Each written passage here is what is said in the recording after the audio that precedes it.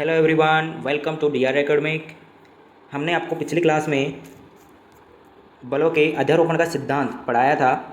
आज की इस वीडियो में हम पढ़ने वाले हैं सबसे पहला आज का जो टॉपिक है वो है हमारा वैद्युत क्षेत्र यानी इलेक्ट्रिक फील्ड, जो कि हमारा चैप्टर का नाम भी है। ठीक है, तो देखिए इसमें क्या है, किसी आवेश अथवा आवेशों के समुदाय के चारों ओर का वह क्षेत्र जिसमें किसी अन्य आवेशों को लाने पर उस पर आकर्षण या प्रतिकर्षण बल कार्य करता है, वो क्या कहलाता है? वैद्युत क्षेत्र कहलाता है, यानी इलेक्ट्रिक फील्ड कहलाता है।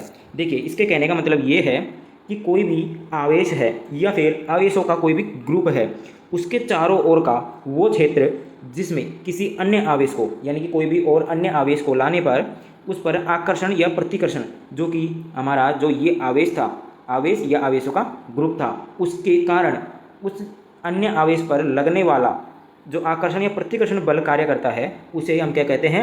वैद्युत क्षेत्र। ठीक है, तो ये होगी हमारी वैद्युत क्षेत्र की डेफिनेशन। ठीक है, इसको समझने के लिए देखिए मैं आपको और भी अच्छे तरीके से समझा दूँ इसको। जैसे हमारे पास कोई भी आवेश है, जैसे मान लो ये आवेश है, ठीक है, ये कोई आवेश है और ये हमारे पास कोई परीक्षण आवेश है, ठीक है, यानी कि कोई भी अन्य आवेश। इसको जब भी इसके, ठीक है, मैं यहाँ पे कलर चेंज कर लेता हूँ। देखिए जब भी इसके क्षेत्र में इस परीक्षण आवेश को मैं लाऊंगा, ठीक है, तो इसके द्वारा इस पर यानी कि जो ये वाला आवेश है हमारा, इसके द्वारा जब इस पर कोई कार्य किया जाएगा यानी कि कोई भी बल कार्य करेगा, या तो वो आकर्षण होगा या प्रतिकर्षण प्रकृति का होगा। ठीक है, कोई भी प्रकृति का कार्य करे, जब वो कार्य करेगा तो उसके कारण कुछ कोई क्षेत्र उत्पन्न होगा यानी कि कोई भी फील्ड बनेगी। ठीक है, तो उसी फील्ड को क्या कहते हैं हम? वैद्युत फील्ड यानी कि इलेक्ट्रिक फील्ड कहते हैं, जिसको हम वैद्युत क्षेत्र कहते हैं। ठीक है, तो आई होप कि आपको समझ में आ गया होगा। चलिए यहाँ पे एक नोट है, इसको पढ़ लीजिए। वैद्युत क्षेत्र को वैद्युत बल रेखाओं द्वारा प्रदर्शित किया जाता है। ठीक है, अब वैद्युत बल रेखाएं क्या हैं, चलिए देखते हैं। वैद्युत बल रेखाएं हमारा टॉपिक है, वैद्युत बल रेखाएं।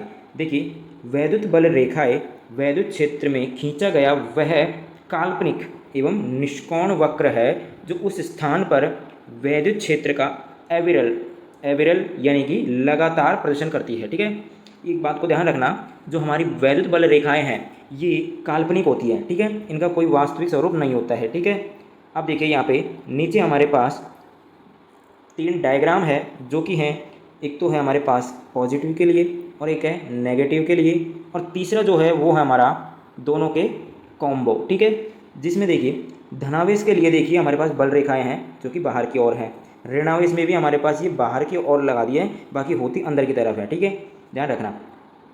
और जो हमारे पास कॉम्बो है वो देखिए यहाँ पे प्लस से माइनस की ओर जा रही है सारी। ठीक है, प्लस से माइनस की ओर, तो ये हमारे पास बल रेखाएं हो गई है। अब बल रेखाओं की कुछ प्रॉपर्टीज़ भी हैं, चलिए जानते हैं वो प्रॉपर्टीज़ क्या हैं। देखिए वैद्युत बल रेखाओं के गुण। ठीक है, तो सबसे पहला देखिए पॉइंट क्या है, वैद्युत बल रेखाएं धनावेश से निकलकर वक्र बनाती हुई ऋणावेश पर जाकर समाप्त हो जाती है। ठीक है, यानी कि मैंने आपको अभी जो कॉम्बो इनका जो डायग्राम बताया था वो क्या था, वो यही इसी लाइन को ये बता रहा है, यानी कि जो हमारी बल रेखाएं हैं वो पॉजिटिव से निकलकर नेगेटिव की तरफ यानी कि नेगेटिव पर जाकर क्या हो रही है? समाप्त हो रही है। ठीक है, यानी धनावेश से निकलकर ऋणावेश पर समाप्त हो रही है। तो ये लाइन आपको अच्छे से समझ में आ गई होगी। चलिए देखते हैं नेक्स्ट पॉइंट क्या है। देखिए यहाँ पे है दो वैद्युत बल रेखाएं कभी भी एक दूसरे को नहीं काटती है भाई। ठीक है, अगर ये काटेगी तो कटान बिंदु पर दो स्पर्श रेखाएं होंगी, अर्थात बल रेखाओं की दो दिशाएं होंगी, जो कि असंभव है। ठीक है, ध्यान रखना, ये जो पॉइंट है ना इसको आप इम्पोर्टेंट लगा लीजिए भाई। ठीक है, ये क्या है? इम्पोर्टेंट है, इसको आप नोट कर लीजिए अपने नोट्स में अच्छे से और हाईलाइट कर लीजिए, क्योंकि ये जो पॉइंट है ये गत वर्ष के जो एग्ज़ाम है हमारी, जो लास्ट ईयर के एग्ज़ाम्स हैं उनमें ये क्वेश्चन पूछा गया है। आप सोच रहे हो कि भाई ये हमको क्या बता रहे हैं, छोटी छोटी डेफिनेशंस बता रहे हैं। ठीक है ना, ध्यान रखना, ये छोटी छोटी डेफिनेशन है ना, ये बहुत खतरनाक साबित हो जाती है कभी कभी, क्योंकि इनसे ही कन्फ्यूजन बहुत ज़्यादा होता है। ठीक है, चलिए नेक्स्ट पॉइंट है हमारा वैद्युत बल रेखाओं का पास पास होना प्रबल वैद्युत क्षेत्र को तथा वैद्युत बल रेखाओं का दूर दूर होना दुर्बल बल रेखाओं को प्रदर्शित करते हैं। ठीक है, ये हमारा पॉइंट जो कि हमारे वैद्युत बल रेखाओं के गुण थे वो समाप्त हो चुके हैं। अब नेक्स्ट हमारे पास एक क्वेश्चन है। देखिए क्वेश्चन क्या कह रहा है, वैद्युत बल रेखाओं एवं चुंबकीय बल रेखाओं में अंतर। इसमें आपको अंतर बताना है। देखिए आप सोच रहे होंगे कि भाई चुंबकीय बल रेखाएं तो हमको बताई नहीं अभी तक, तो इनमें अंतर हम कैसे बताएं। तो देखिए धैर्य रखिए, आगे आने वाले जो चैप्टर हैं उसमें मैं आपको वैद्युत बल रेखाओं भी बताऊंगा, ठीक है ना, यानी वैद्युत बल रेखाएं भी बताऊंगा वो किस तरीके की होती हैं। फिलहाल आप इसके अंतर को ध्यान रखिए जो कि इसमें लिखा हुआ है। देखिए वैद्युत बल रेखाएं धनावेश से निकलकर वक्र बनाती हुई ऋणावेश पर जाकर समाप्त होती हैं। बस इतनी तो दोनों में सेम रहेगी बात। बस पॉइंट क्या है, पॉइंट ये है कि इस प्रकार वैद्युत बल रेखाएं, जो वैद्युत बल रेखाएं हैं वो बंद वक्र नहीं बनाती है बस, और जो चुंबकीय बल रेखाएं हैं वो एक बंद वक्र बनाती है, ठीक है। बस इतना सा अंतर है। तो आपको क्वेश्चन अच्छे से समझ में आ गया होगा, ठीक है। अब चलते हैं, नेक्स्ट टॉपिक है हमारा परीक्षण आवेश, ठीक है, यानी कि टेस्ट चार्ज। देखिए इसकी भी एक छोटी सी डेफिनेशन है, पढ़ लीजिए। बहुत ही छोटा आवेश जो स्थान पर वैद्युत क्षेत्र को प्रभावित न करे, ठीक है। बहुत ही छोटा आवेश होता है जिसको हम, अभी मैंने आपको ऊपर एग्जाम्पल बताया था वैद्युत क्षेत्र का, कि भाई एक अन्य आवेश होता है परीक्षण आवेश, ठीक है ना। तो वही परीक्षण आवेश है ये, यानी कि इसके द्वारा हम यानी प्रैक्टिकल कर सकते हैं कि वैद्युत क्षेत्र को ये प्रभावित नहीं करता है, ठीक है। तो ये आपकी डेफिनेशन हो जाएगी, ये इसको परीक्षण आवेश कहते हैं, ठीक है।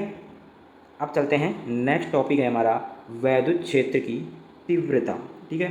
बहुत ही इम्पोर्टेंट टॉपिक है ये, जो आपका इसमें जो फॉर्मूला है ना ये वाला, ये बहुत इंपॉर्टेंट है, इससे डेरिवेशन सॉल्व होंगे आपके, ठीक है। चलिए इसकी पहले, सबसे पहले हम एक छोटी सी डेफिनेशन है उसको पढ़ लेते हैं।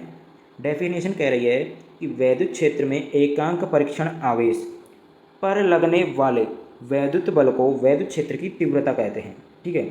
यानी कि कोई भी एकांक परीक्षण आवेश है उस पर लगने वाले वैद्युत बल को वैद्युत क्षेत्र की तीव्रता कहते हैं। इसे ई से रिप्रेजेंट किया जाता है, ठीक है, यानी कैपिटल ई जो है इससे इसको रिप्रेजेंट किया जाता है। यदि क्यू नॉट परीक्षण आवेश पर लगने वाला वैद्युत बल क्या हो, एफ हो, तो वैद्युत क्षेत्र की तीव्रता क्या हो जाएगी, E equal to F upon Q naught, ठीक है। यहाँ पे ई वेक्टर होगा क्योंकि जो हमारे पास वैद्युत क्षेत्र की तीव्रता है वो एक वेक्टर है, यानी सदिश राशि है, ठीक है। इसका मात्रक देख लीजिए, मात्रक है न्यूटन। हमारे पास जो बल है उसका मात्रक क्या था, न्यूटन, और आवेश था उसका मात्रक क्या था, कूलाम, ठीक है। तो ये हो जाएगा न्यूटन पर कूलाम, जिसको हम न्यूटन कूलाम इनवर्स भी कह सकते हैं, ठीक है। यहाँ पे राशि देख लीजिए, ये सदिश राशि है, ठीक है। और इसका विमीय सूत्र, बहुत इंपॉर्टेंट चीज़, इसको याद कर लीजिएगा कि इससे क्वेश्चन पूछा जा सकता है।